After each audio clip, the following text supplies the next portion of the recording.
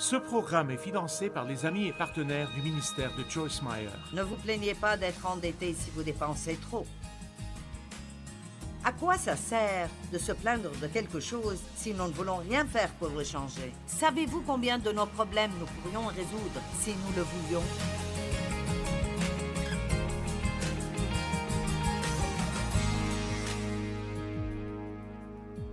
La Bible dit que nous devons apporter une offrande ou un sacrifice de louange. Donc, la louange est perçue par Dieu comme une offrande.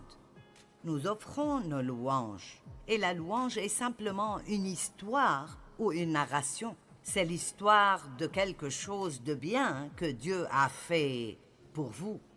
Alors, quand vous vous réunissez, que direz-vous de parler des bonnes choses que Dieu fait au lieu de simplement... Combien d'entre vous en ont vraiment marre d'entendre tout le monde se plaindre à propos de tout? Je veux dire, je suis au point où je ne peux pas supporter de devoir écouter plus de gens se plaindre. Le psaume 50, 23 dit « Celui qui offre pour sacrifice des actions de grâce me glorifie. Et à celui qui veille sur sa voie, je ferai voir le salut de Dieu. » Par lui, offrons sans cesse et constamment à Dieu un sacrifice de louange. Avons-nous des gens vraiment reconnaissants ici aujourd'hui? Vous n'avez pas besoin du message. Il est pour quelqu'un d'autre, mais... Est-ce que vous trouvez que c'est facile de vous plaindre? D'accord. Pensez-vous que le message d'aujourd'hui va vous aider à ne pas vous plaindre autant qu'avant? Au moins pour un jour ou deux? Mon Dieu, nous devrions être si reconnaissants. Je veux dire, vous n'irez pas en enfer.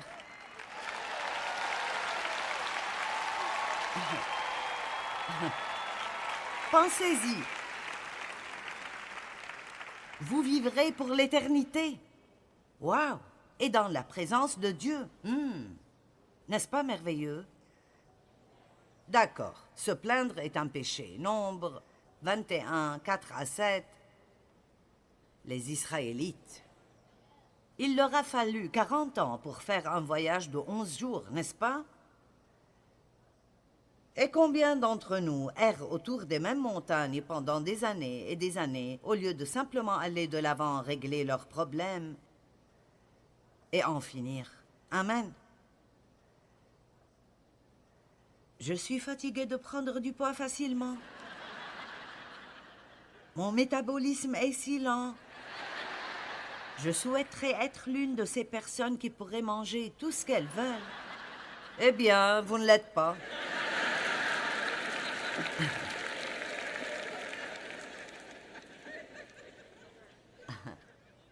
Alors faites avec.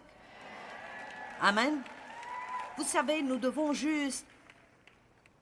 Vous savez, je veux dire, il n'y a aucun intérêt à se plaindre. Je dois voyager tout le temps dans le ministère et je suis fatiguée de faire mes bagages et d'être dans des hôtels et nanana. Si je veux faire cela... Allez, arrêtons de nous plaindre concernant ce que nous choisissons de faire. Parce que quoi que vous choisissiez de faire, il y aura là une bonne partie et une partie que vous n'aimerez pas. Tout comprend des privilèges et des avantages, mais il y a aussi des épreuves et des tribulations. Amen.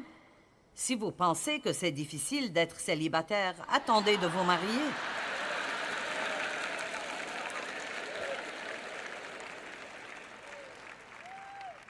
Amen. Si vous êtes célibataire, vous pouvez vous arrêter et manger quelque chose sans demander à personne. Vous pouvez aller où vous voulez aller et faire tout ce que vous voulez faire. Maintenant, j'aime être mariée, mais je dis que vous pouvez grogner parce que vous êtes célibataire, mais lorsque vous serez marié, vous grognerez à ce sujet aussi. Amen. Oh, wow! C'est le 3e message depuis que nous avons commencé hier soir. Maintenant, je peux juste vous dire tout ce que je veux.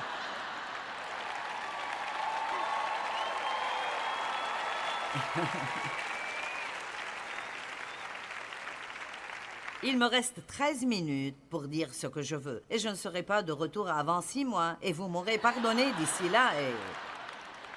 tout ira bien. Mon Dieu, priez pour moi pour que je puisse arrêter de me plaindre. Priez juste pour moi et je prierai pour vous pour que nous puissions cesser de nous plaindre et de grogner. Vous savez, c'est ça se plaindre.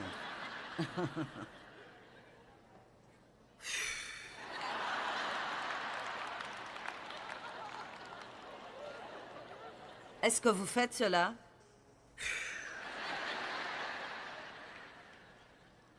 La vie est tellement dure. Je veux dire, mon climatiseur était en panne quand nous sommes rentrés d'un voyage récemment. Le climatiseur dans ma chambre. C'est vrai que j'ai 2 autres chambres que personne n'utilise et dans lesquelles je peux dormir. Mais le lit était dans ma chambre et ça me dérangerait de déménager. Je n'aimais pas ça. Et puis Dave et moi avons parlé du temps où nous grandissions et nous n'avions même pas de ventilateur. Allez, vous pouvez vous mettre dans une mauvaise humeur, mais vous pouvez aussi vous en sortir. Nombre 21.4. Ils partirent de la montagne dehors par le chemin de la mer Rouge pour contourner le pays d'Édom. Le peuple s'impatienta en route et parla contre Dieu et contre Moïse. Pourquoi nous avez-vous fait monter hors d'Égypte? Car il n'y a point de pain et il n'y a point d'eau. Et notre âme est dégoûtée de cette misérable nourriture, cette manne légère sans valeur. Alors l'Éternel envoya contre le peuple des serpents brûlants. Ils mordirent le peuple, et il mourut beaucoup de gens en Israël, 23 000. Et ils ont eu une révélation. Imaginez cela. Le peuple vint à Moïse et dit « Nous avons péché. »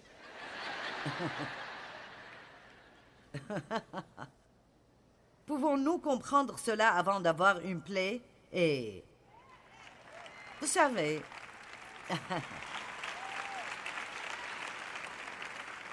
vivez dans une maison pleine de gratitude et d'appréciation. Allez, appréciez ce que vous avez. Appréciez les gens dans votre vie. Ne voyez pas juste tout ce que vous pouvez trouver de mal en eux. Appréciez-les. Je me plaignais un peu ce matin. Je ne veux pas dire cela comme j'enseignais sur ne pas nous plaindre, mais... Mon mari aime bien me coiffer. Pas toute la procédure, mais vous savez. Mais j'ai un épi juste ici dans mes cheveux qui aime tourner comme il veut. Et donc, c'est une corvée, vous savez, de faire que tout aille là où il faut pour que je n'ai pas une raie à l'arrière de ma tête.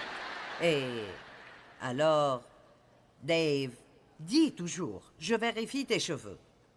Il est une personne vraiment patiente et moi, je préférerais plutôt les faire et en finir. Et alors il prend ce petit peigne, un tout petit peigne, et il s'assure de chaque cheveu. Il les tire dans la bonne direction et puis bien sûr à ce moment-là, je m'énerve. Et je me dis, d'accord, c'est assez bien. Et il dit, ne bouge pas. Oh.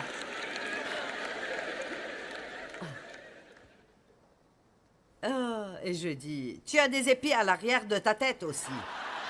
N'est-ce pas comme ça que nous sommes? Si nous n'aimons pas quelque chose, nous attaquons immédiatement l'autre personne. Tes cheveux ne sont pas parfaits non plus. Pourquoi dois-je rester ici pendant que tu me coiffes? Vous voyez maintenant, je vous parle de nos problèmes de ménage. L'Éternel envoya contre le peuple des serpents brûlants. Ils mordirent le peuple et ils ont dit, « Nous avons péché. » Imaginez cela. Prie l'Éternel afin qu'il éloigne de nous ces serpents, et Moïse pria pour le peuple. Maintenant, ces paroles dans Nombre 21 est répétées dans 1 Corinthiens.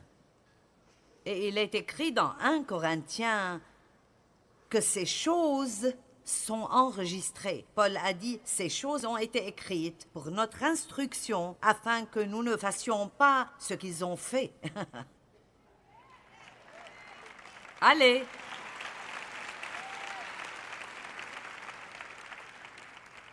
Donc il est écrit que nous ne devrions pas tenter le Seigneur. Alors, finissons-en ici avec quelques questions. Êtes-vous content la plupart du temps? Évidemment, les personnes qui le sont n'hésitent pas à dire oui. Mais je n'ai pas entendu un non. Et j'en suis sûre, il y en a ici. Paul a dit « J'ai appris à être satisfait ». Il n'a pas dit qu'il a commencé comme ça. Il l'a appris. Et vous savez, je pense que l'une des façons dont nous apprenons cela est que c'est absolument inutile de se plaindre. Nous obtenons des réponses de Dieu en priant, pas en nous plaignant. Et quand nous prions et puis nous nous plaignons, ce que nous faisons, vous savez, nous prions le matin, « Mon Dieu, aide-moi, aide-moi, aide-moi, aide-moi, mon Dieu. » Puis nous allons nous plaindre concernant tout ce pourquoi nous avions juste prié ce matin-là. Êtes-vous une personne très difficile? Au moins une personne Harry. Mes employés préférés sont ceux qui ne sont pas difficiles.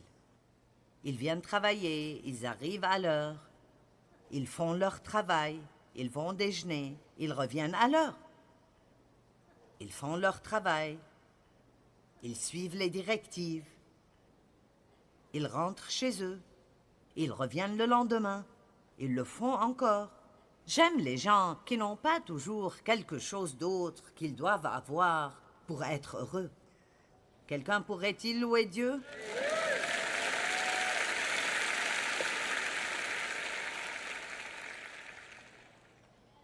Vous n'aimerez pas cela, mais je le lirai. Luc 3,14. Des soldats lui demandèrent à Jésus, « Et nous, que devons-nous faire ?» Il leur répondit, « Ne commettez ni extorsion, ni fraude envers personne, et contentez-vous de votre solde. » Je pense que c'était le même gars qui avait ri avant. Il y a une personne entre ces milliers qui pense que je suis drôle. Maintenant, Jacques 5,9 dit « Ne vous plaignez pas les uns des autres. » Est-ce que ça vous a fait mal? Ne vous plaignez pas les uns des autres afin que vous ne soyez pas jugés. Ne vous plaignez pas, c'est juste un cadeau que je vous donne. Ne vous plaignez pas de quelque chose si vous ne voulez rien faire pour le changer. Comme votre emploi du temps. Dieu m'a dit une fois, tu as fait ton horaire, si tu ne l'aimes pas, change-le. Si vous pensez que vous êtes trop occupé, dites non à certaines choses. Ne vous plaignez pas d'être fatigué si vous ne réajustez pas votre vie pour pouvoir vous reposer.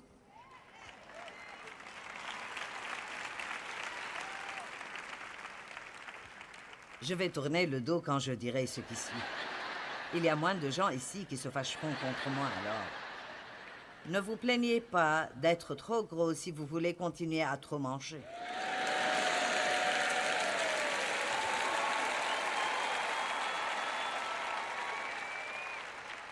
Encore 4 minutes et je m'en vais.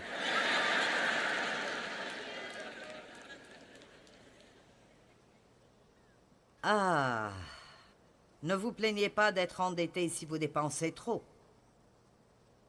À quoi ça sert de se plaindre de quelque chose si nous ne voulons rien faire pour le changer? Savez-vous combien de nos problèmes nous pourrions résoudre si nous le voulions? D'accord. Encore une écriture et je vous laisse. Ne vous plaignez pas sans chercher un remède.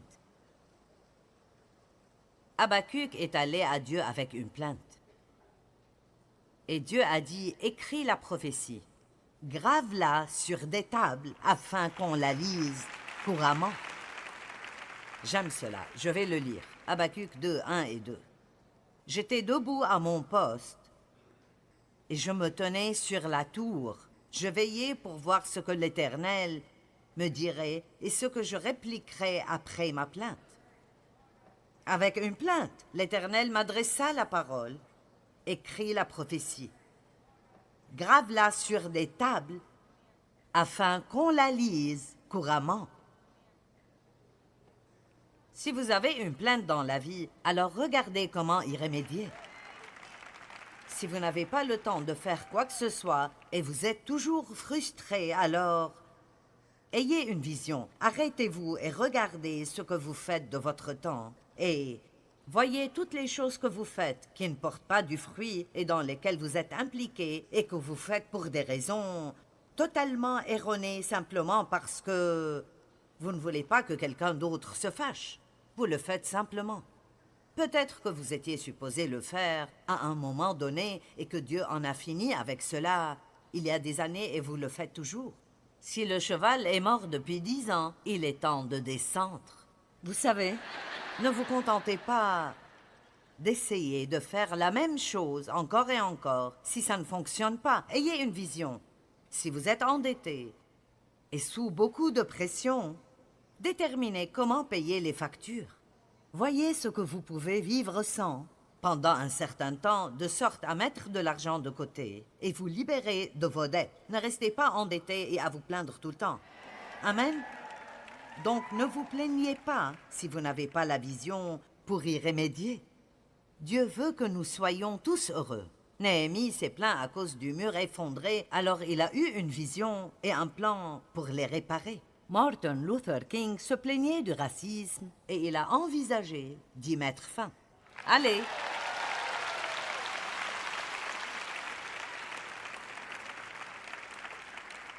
Et je répète que si vous voulez vous plaindre de quelque chose, ne prenez pas la peine de prier à ce sujet.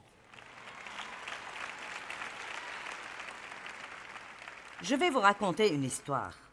Un groupe de pasteurs que je connais est allé pêcher au large de la côte. Une pêche de nuit dans l'océan au large de la Californie.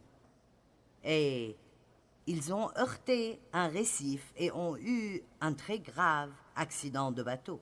Et tous, vraiment, ont été blessés. Certains d'entre eux étaient vraiment amochés. Et ils ont contacté la garde côtière. Et quand les gardes-côtes sont arrivés là-bas, et c'est une règle de la mer, ils ont dit « permission de monter à bord ». Et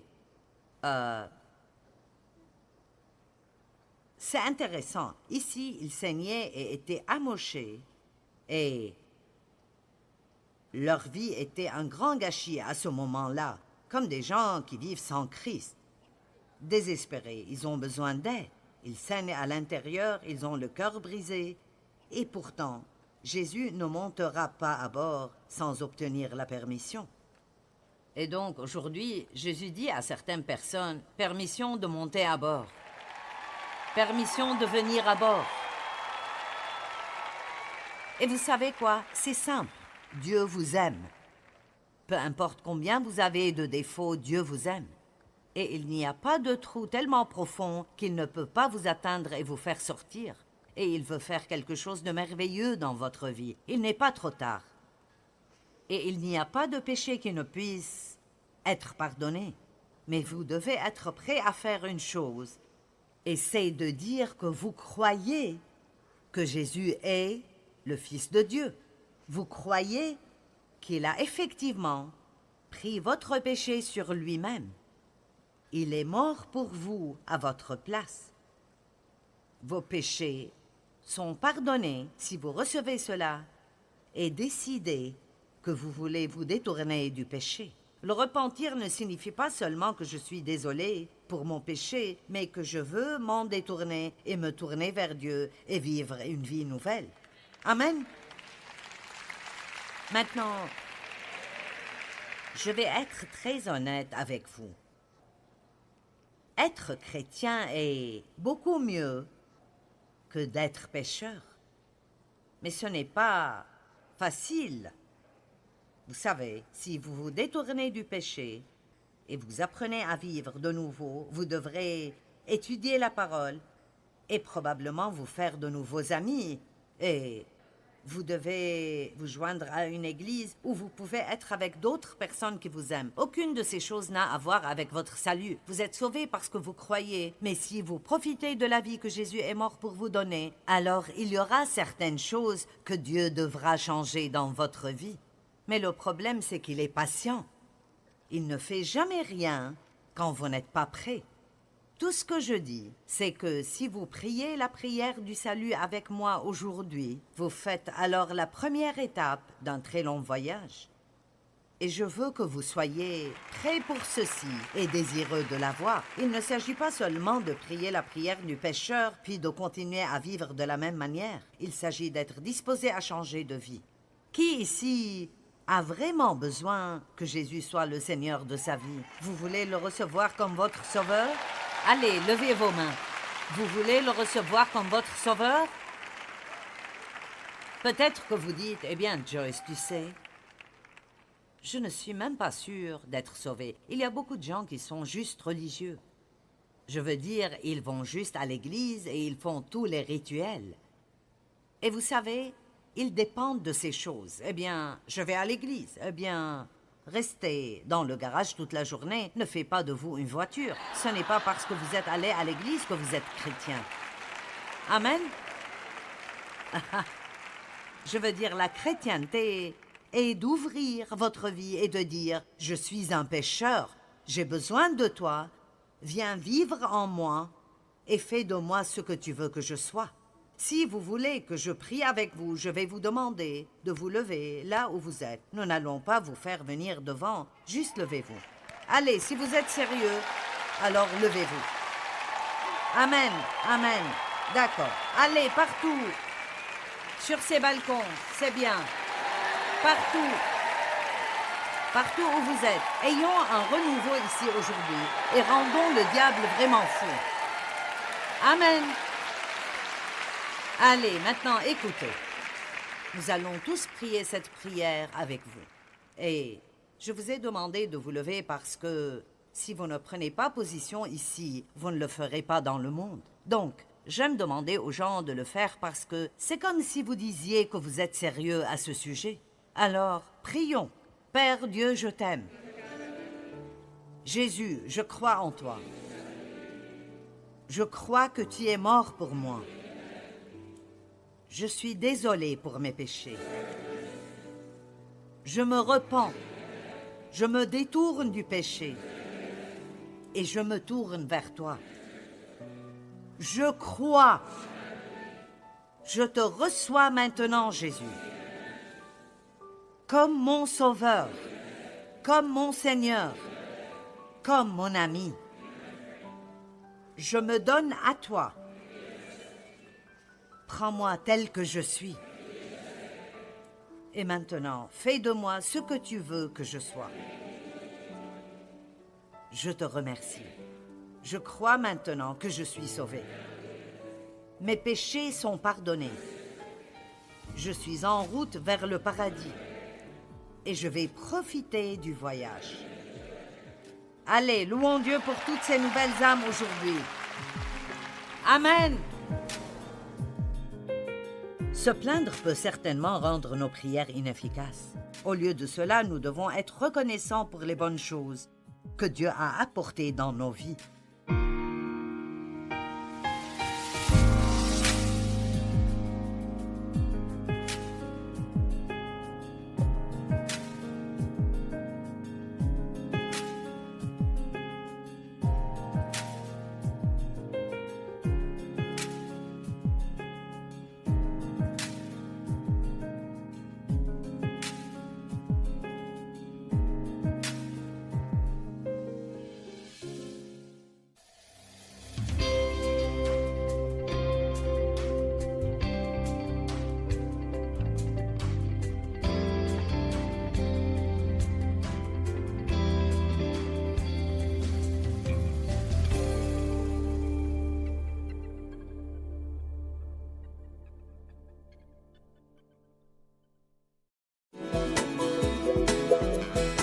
Est-ce que vous savez que les limites peuvent vous aider à mener une vie meilleure et beaucoup plus paisible? Découvrez comment les limites apportent la liberté d'en jouir de la vie de tous les jours.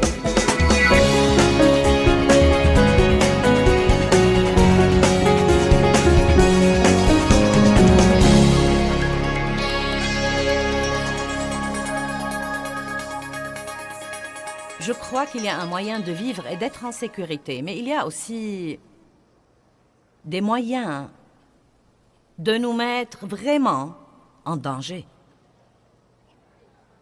Nous allons parler de mettre des limites qui éliminent le stress de votre vie, d'avoir des frontières et des limites et des marges dans votre vie. En réalité, Dieu m'a demandé l'idée de cette barrière et nous allons prétendre que c'est notre zone de sécurité. Et donc, je peux prêcher pas mal de sermons à l'intérieur de cette barrière. Mais cette barrière que vous voyez représente en fait la parole de Dieu. Et la parole de Dieu devient vraiment une barrière dans nos vies. Elle nous dit ce que nous pouvons faire. Et être en sécurité est ce que nous ferions mieux de ne pas faire pour ne pas nous mettre en danger. Et un des petits exemples que je vais utiliser ce week-end est que, vous savez, beaucoup de personnes sont exaspérées parce que le chien de leur voisin vient salir leur jardin et ils rouspètent toujours contre le chien et contre leur voisin. Mais la vérité est que s'ils avaient mis une bonne barrière, le chien du voisin n'aurait pas sali leur jardin. Ne vous fâchez pas contre le chien ou contre le voisin si vous ne faites pas ce que vous êtes censé faire. Il y a des gens qui font du mal aux autres. Et beaucoup d'entre vous, si je vous demandais combien d'entre vous ont été vraiment blessés par quelqu'un, la plupart d'entre vous vont probablement lever la main. Mais la vérité, c'est que parfois, les gens nous font du mal parce que nous ne mettons pas de limites ni de barrières. Nous ne leur disons pas, vous savez, vous n'allez pas me faire ça et rester en relation avec moi, ou je n'accepte pas ce comportement, je n'accepte pas votre façon de me parler. Et vous allez m'entendre dire ça plus d'une fois ce week-end, mais je vais commencer à le dire maintenant pour que vous commenciez à y penser. Une des raisons pour lesquelles il nous est difficile de mettre des barrières entre nous et les autres, c'est que nous ne le faisons pas assez tôt. Je crois que beaucoup de fois, nous attendons trop longtemps et nous laissons les gens qui sont dans nos vies prendre beaucoup de mauvaises habitudes. Et nous leur laissons passer beaucoup de choses que nous n'approuvons pas et que nous n'aimons pas depuis le début. Mais nous essayons de les éliminer par la prière ou bien, vous savez, nous ne voulons pas blesser ces personnes ou ceci ou cela ou quelque chose d'autre. Et parfois, même en tant que chrétiens, nous nous embrouillons à propos de l'amour et nous ne savons même pas vraiment ce que nous devons dire aux autres ou combien nous devons supporter. Et donc, nous allons essayer de clarifier beaucoup de ces choses-là ce soir. Et nous avons besoin de barrières dans beaucoup de domaines. Et à vrai dire, la discipline, la maîtrise de soi et la discipline, et mettre des frontières et mettre des barrières dans nos vies sont parmi les choses importantes que nous puissions faire. Et comme vous le savez, une vie sans discipline est une vie qui court sûrement au désastre. Et donc, c'est parti. Le message de ce soir s'intitule « Marcher sur le fil du rasoir » et nous trouvons ça fascinant. Et nous disons « Ouais, je marche sur le fil du rasoir ». Eh bien, c'est plutôt devenu une façon populaire de voir la vie aujourd'hui. Mais franchement, Dieu ne veut pas que nous marchions sur le fil du rasoir. Car si vous faites cela, vous n'aurez aucune marge pour quoi que ce soit. Ce que nous devons faire, c'est vivre de façon à avoir la paix et à éliminer le stress de notre vie. J'ai donc une question pour commencer. Est-ce que vous menez une vie vraiment insoutenable? Vous dites, qu'entendez-vous par là? Est-ce que vous vous surprenez à dire, eh bien, je ne peux plus faire ça? Je ne peux pas continuer comme ça? Si je dois vivre comme ça 1 an de plus, ça va probablement m'achever. Croyez-moi, je n'en peux plus, c'en est vraiment trop. Si vous dites des choses comme ça et que vous êtes sérieux, et à vrai dire, ceux qui disent ces choses sont plus nombreux que ceux qui ne les disent pas. C'est incroyable le nombre de gens qui disent qu'ils mènent une vie qu'ils ne peuvent pas supporter du tout. Je connais des gens, beaucoup de gens dans le ministère, qui me disent tout le temps « Je ne peux pas continuer à faire ça, je ne peux pas continuer à travailler autant, je ne peux pas continuer à voyager autant, je ne peux pas continuer. » Vous savez, donc ce que vous dites vraiment, quand vous dites ça, et je sais que j'ai des limites et que je les ai atteintes, mais je vais les ignorer et voir si je peux m'en tirer. J'ai enseigné un jour un message intitulé « Les avertissements ignorés ». Et vous savez, votre corps vous donnera des avertissements. Votre corps vous le dira quand vous le poussez trop. Mais que faisons-nous? Oh, ça va.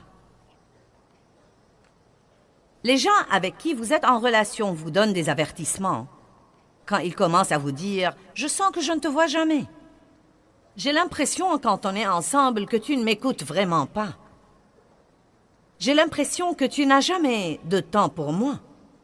Tu es toujours en retard chaque fois que nous sommes censés faire quelque chose. » Les gens vous donnent des avertissements. Ils vous font savoir qu'ils ne sont pas heureux. Mais combien de gens font quelque chose pour améliorer leur relation avant que ce ne soit vraiment trop tard? Amen? Si vous savez que vous menez une vie insoutenable, je veux vous suggérer de prendre la décision dans ces 3 jours à venir de ne pas remettre le changement à 1 an, ou à 2, ou 3, ou 4, ou 5 plus tard, ou jusqu'à ce que vous ayez une dépression nerveuse, ou une crise cardiaque, ou que vous perdiez tous ceux qui sont dans votre vie. Mais vous devez faire les changements que vous devez faire pour mener le genre de vie que vous croyez que Dieu veut que vous ayez. Et la vie qu'il veut que vous ayez doit être une vie paisible et vraiment puissante. Jésus a dit « Je vous laisse ma paix ».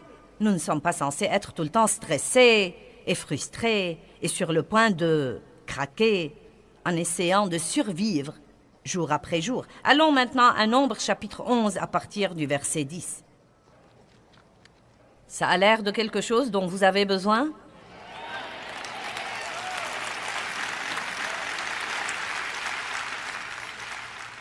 Mettre des limites qui éliminent le stress de votre vie. Et Moïse entendit le peuple qui pleurait, chacun dans sa famille, et à l'entrée de sa tente. Et la colère de l'Éternel s'enflamma fortement. Et cela fut mauvais aux yeux de Moïse. Donc Dieu avait donné à Moïse le travail de mener ce peuple de plus de 6 millions à travers le désert et jusqu'à la terre promise. Ceci aurait pu être un voyage de 11 jours, mais après 40 ans, ils erraient toujours là. Et une des raisons était que chaque fois que les choses n'allaient pas comme ils le voulaient, ils étaient déprimés. Et donc les voilà qui pleuraient de nouveau dans toute la terre, parce que les choses allaient mal. Ils avaient des épreuves, des tribulations, et ils avaient des ennemis. Les choses étaient difficiles, et Moïse en avait vraiment assez. Et il a dit au Seigneur, « Pourquoi affliges-tu ton serviteur? Et pourquoi n'ai-je pas trouvé grâce à tes yeux que tu aies mis sur moi la charge de tout ce peuple? Est-ce moi qui ai conçu ce peuple? Est-ce moi qui l'ai enfanté pour que tu me dises, porte-le sur ton sein comme le nourricier porte un enfant, jusqu'au pays que tu as juré de lui donner? Où prendrais-je de la viande pour donner à tout ce peuple? Car ils pleurent auprès de moi en disant, donne-nous de la viande à manger. » Regardez le verset 14. « Je ne puis pas à moi seul porter tout ce peuple, car il est trop pesant pour moi. » Maintenant, la raison pour laquelle je soulève cette question, c'est que c'est très démodé dans notre culture américaine d'aujourd'hui de dire « j'en ai assez et je ne peux plus supporter ».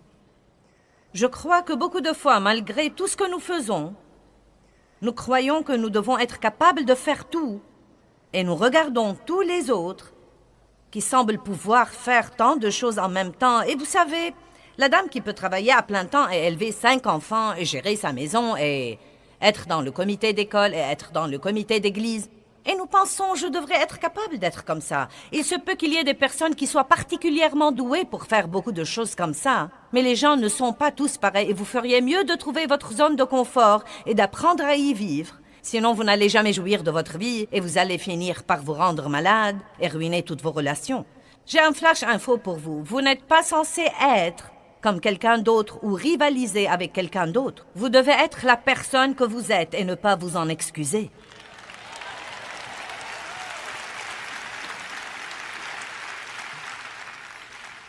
Il n'y a pas de mal à dire « J'ai atteint ma limite ». Vous savez, nous disons tout le temps, nous citons Philippiens 4, « Je puis tout par le Christ qui me fortifie ». Et je vais être franche avec vous, je crois que cela a été prêché hors contexte. La vérité est que je peux faire toutes les choses.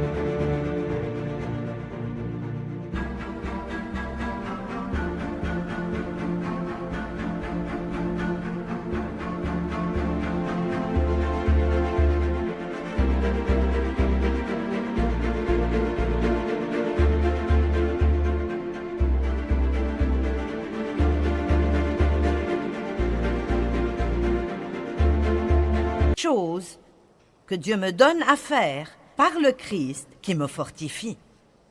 Et Paul parle en réalité des épreuves et des tribulations, des moments où tout va très bien et des moments où tout ne va pas très bien.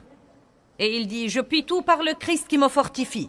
Car la Bible nous promet que, quel que soit ce qui vient contre nous, Dieu va nous donner la capacité de le supporter et il va nous montrer le moyen d'en sortir. Mais nous utilisons ce verset pour dire que nous pouvons avoir 3 emplois et faire ceci et faire cela et faire ceci et cela et quelque chose d'autre sans jamais nous reposer et sans jamais dormir et en maltraitant notre corps. Je puis tout par le Christ qui me fortifie.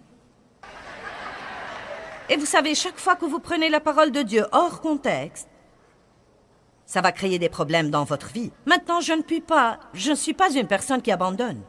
Je fais des séminaires au sujet de ne jamais abandonner et je crois qu'une des raisons pour lesquelles je suis toujours là aujourd'hui, c'est que j'avais cette détermination obstinée de ne pas abandonner.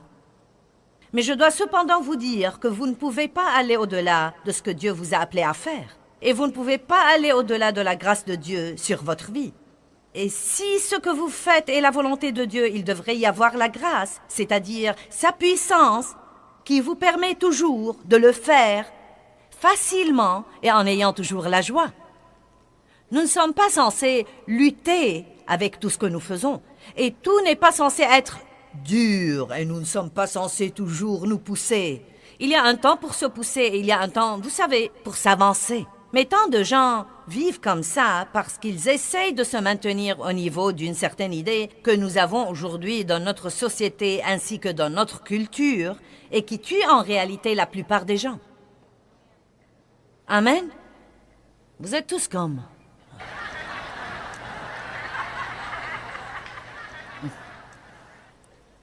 Exode 18. Écoutez-moi bien. Y a-t-il quelqu'un que vous connaissez et que vous aimez et respectez, qui est un bon ami à vous, qui vous dit que vous devez faire des changements radicaux dans votre vie? Non, mais est-ce que quelqu'un vous a dit que vous feriez mieux de commencer à mieux vous occuper de vous-même? Est-ce que quelqu'un vous a dit ça? Pas assez d'entre vous? Je vais donc vous le dire moi-même. Est-ce que quelqu'un vous a dit que vous devriez dormir plus, que vous devriez manger mieux, que vous devriez vous reposer davantage, que vous devriez... Bien. Vous savez, je crois que Dieu parle par les gens et pas nécessairement par les gens chrétiens. Il a parlé, par exemple, à un prophète par un âne.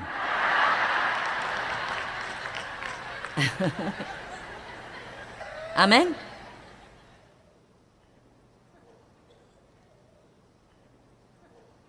Et Dieu a parlé à Moïse par son beau-père. Vous voyez, Moïse était un de ces gens-là, je crois. Les gens du type leader fort qui veulent faire le tout, qui prennent leurs responsabilités très au sérieux. Je suis comme ça. Si vous me donnez la responsabilité de faire quelque chose... Non, mais si c'est humainement possible de le faire comme il faut, j'essaye de le faire. Je suis une fanat de faire mon devoir et de faire ce que je promets de faire. Et ce sont de bonnes qualités et de bons traits de caractère. Mais je peux aussi vous dire que... Quand j'ai commencé ce ministère par le leadership de Dieu en 1976, j'ai donné des études de Bible à la maison pendant 5 ans et j'ai travaillé dans le ministère de quelqu'un d'autre pendant 5 ans. Et ensuite, pendant les 22 dernières années, nous avons voyagé et nous sommes passés à la télé. Et vous savez, non mais, croyez-moi, c'est agréable de dire, eh bien vous savez, nous sommes à la télé dans le monde entier.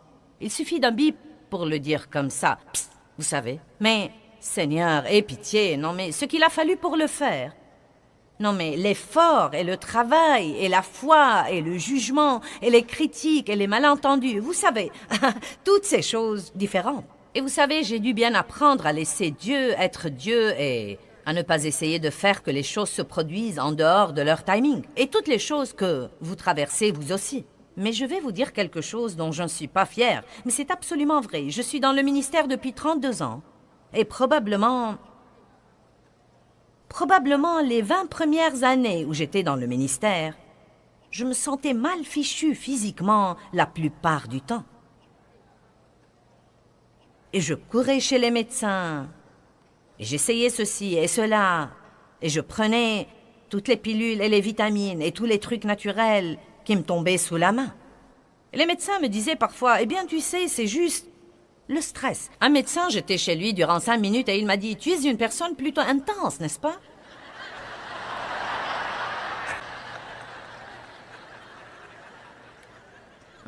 Non, ce n'est pas vrai, je ne suis pas intense et je ne suis pas du tout stressée. Et je ne comprenais pas. Non, mais je ne comprenais vraiment.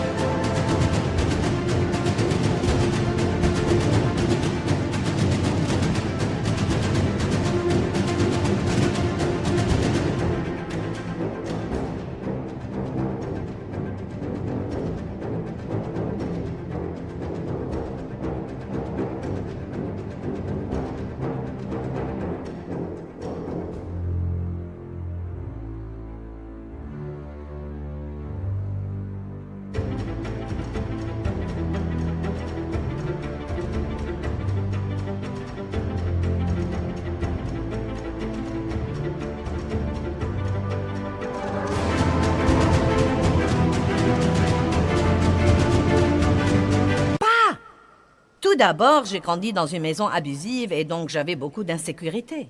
Je ne me suis pas rendu compte que bien que Dieu m'ait appelé au ministère, j'avais toujours quelques mauvais motifs et quelques mauvaises façons de penser parce que je tirais mon estime et je tirais ma valeur de ce que je faisais. Et Dieu ne veut pas que vous tiriez votre estime et votre valeur de ce que vous faites. Il veut que vous sachiez qui vous êtes en lui et ensuite ce que vous le faites pour lui, avec sa grâce et son aide dans votre vie. Et ensuite, vous pouvez en jouir. Et donc, vous savez, les médecins me disaient tout le temps, eh bien, tu sais, ton problème est le stress. Et je leur disais, ce n'est pas le stress.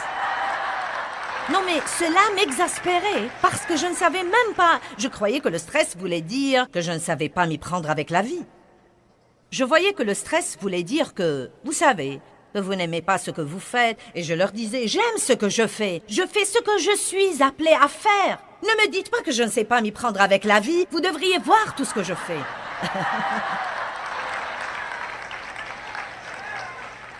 Mais après 20 ans de croire qu'ils étaient tous fous, ce qu'il y a d'intéressant, c'est que personne d'autre ne savait ce que je ressentais. J'ai juste continué à me pousser et à m'avancer. Non, mais je voyageais et je faisais des réunions et... Non, mais vous savez, nous faisons environ 13 conférences par an ici aux États-Unis et nous allons à l'étranger 3 fois par an. Et je fais des séminaires et d'autres choses comme ça et beaucoup de télé. Mais il y a eu un temps où je faisais 36 conférences par an, c'est-à-dire que je faisais 3 conférences tous les mois. Maintenant, vous savez quoi? C'était idiot. Non, mais la seule chose que je peux dire, c'est que c'était vraiment idiot. Et ensuite, entre ces choses-là, je faisais des séminaires. Vous savez, j'y repense et je me dis... Si ce n'était la miséricorde de Dieu, je serais morte. Vous savez, mon cœur était juste. Mais bien que votre cœur soit juste, vous ne pouvez pas violer les lois spirituelles de Dieu et ses lois de santé et ses lois de repos et ne pas payer le prix. Épaphrodite était un homme qui voyageait avec Paul et il est tombé malade pour avoir travaillé dur dans le ministère. Et donc, ce n'est pas parce que vous êtes pasteur ou enseignant de la Bible ou quoi que ce soit.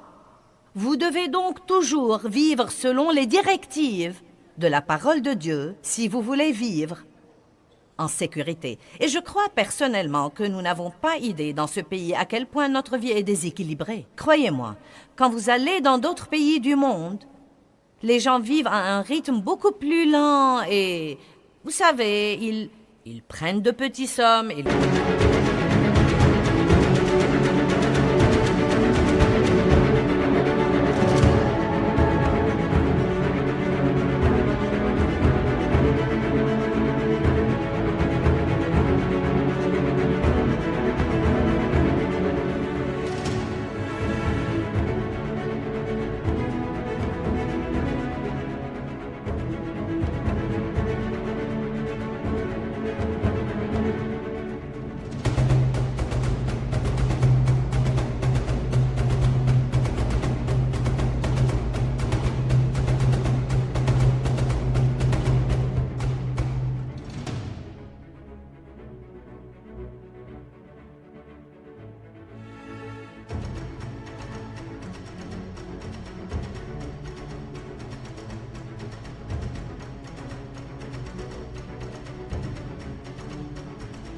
Font la sieste l'après-midi. Vous savez, ils ne travaillent pas 7 jours sur 7, ils ne sont pas disponibles 7 jours sur 7, 24 heures sur 24. Ils ne portent pas de radio messager, de téléphone cellulaire, d'ordinateur portable et tout ça. Non mais dites-moi, que faisons-nous à nous-mêmes? Que faisons-nous à nous-mêmes? Non mais aujourd'hui, si quelqu'un ne peut pas vous trouver pour 5 minutes, il agit comme si c'était la fin du monde. Eh bien, où est-ce que tu étais? Je t'ai appelé 2 fois et tu n'as pas répondu à ton téléphone.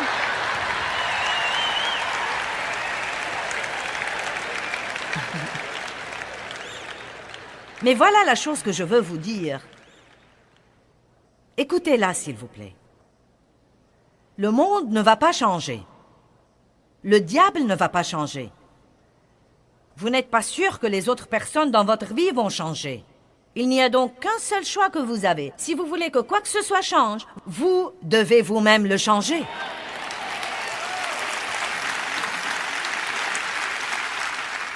Et je veux aussi vous dire très franchement que quand vous le changerez, beaucoup de gens n'aimeront pas ça.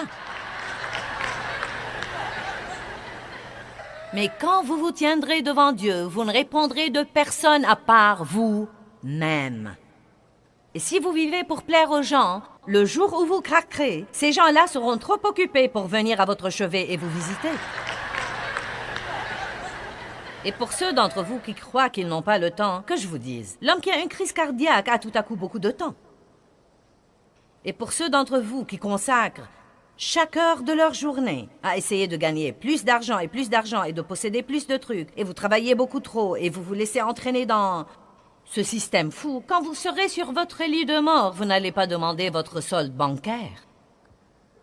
Ça ne va pas vous intéresser, vous allez vouloir votre famille, vos amis, et si vous ne prenez pas le temps de nouer des relations maintenant, écoutez-moi bien, vous ne pouvez pas avoir de bonnes relations sans investir un temps de qualité. J'ai entendu ça et je l'ai trouvé très intéressant. Écoutez ça. Toutes nos relations dans la vie sont nourries dans la marge de notre vie personnelle.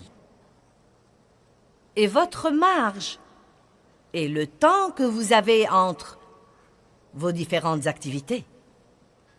Comme, quelle est la marge que vous avez le matin avant de quitter la maison pour courir au travail?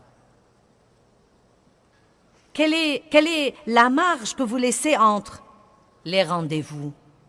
Quelle est la marge que vous laissez pour pouvoir vraiment passer un temps de qualité avec votre famille pendant la soirée? Combien de gens aujourd'hui ont des repas de famille?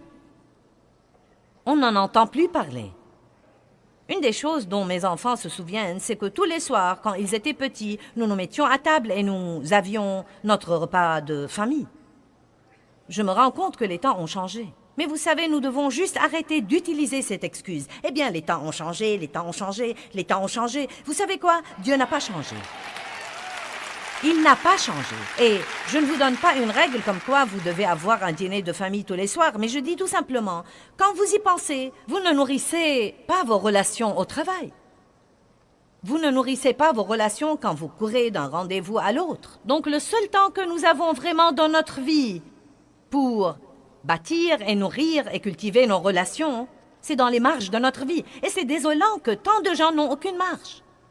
Nous courons d'une chose à une autre, à une autre, à une autre, à une autre, à une autre. Et ensuite, quand nous sommes avec les personnes que nous aimons, nous sommes si stressés que nous rouspétons contre tout le monde. Je prêche bien, vous feriez donc aussi bien de m'applaudir.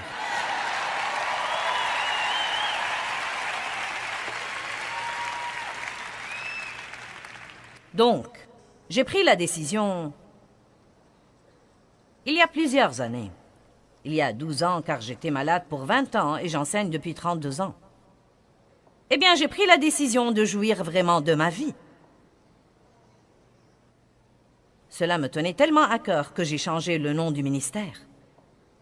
Car Jésus a dit, « Je suis venu afin que vous ayez la vie et que vous en jouissiez et que vous l'ayez abondamment, complètement, jusqu'au débordement. Et puisque Jésus est mort pour moi, pour que j'aie la vie et pour que je jouisse de ma vie, je ne vais plus laisser le diable me la voler. »